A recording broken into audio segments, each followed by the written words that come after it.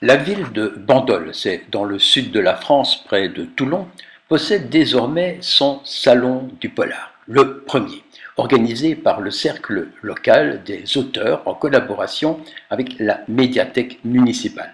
Alors, c'est un reportage de notre chroniqueuse locale, Christine Brunet, avec un des organisateurs.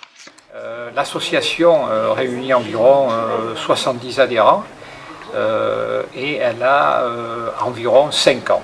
Voilà.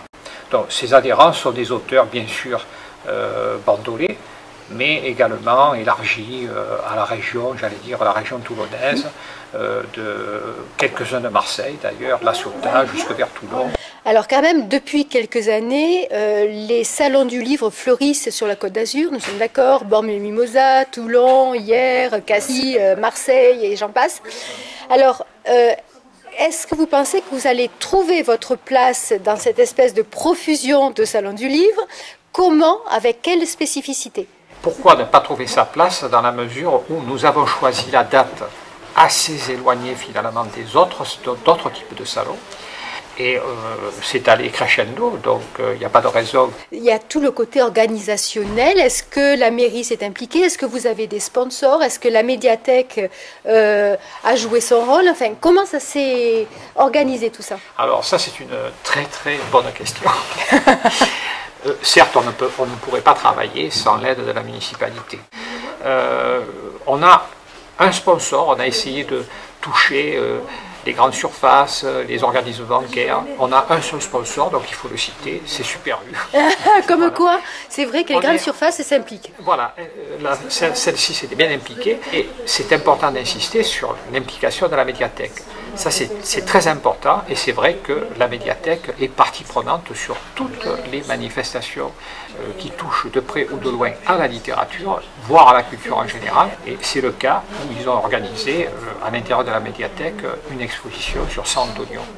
Après, les signes d'appel, c'est de trouver un parrain.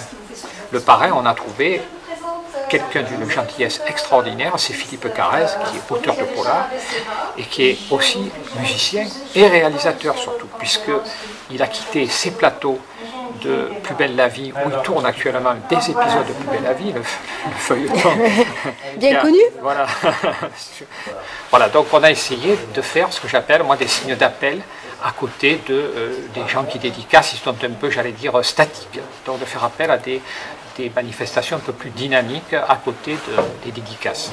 Alors pour cette première édition, combien d'auteurs ont répondu à l'appel? Alors on a une trentaine d'éditeurs.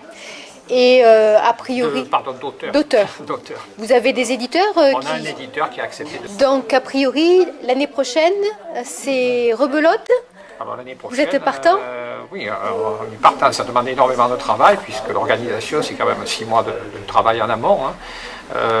Mais je suis confiant. Et de toute façon, il fait très beau. On a eu de la chance, voilà, parce que chance, oui, voilà, hier il pleuvait. Je suis la météo marine depuis quelques jours et je prie le Seigneur, mais en bon Marseillais, j'allais dire que j'ai porté quand même un cierge à Notre-Dame de la Garde et je crois que Philippe Carrez l'a fait aussi et le ciel nous a écoutés, surtout Notre-Dame de la Garde, la bonne mère.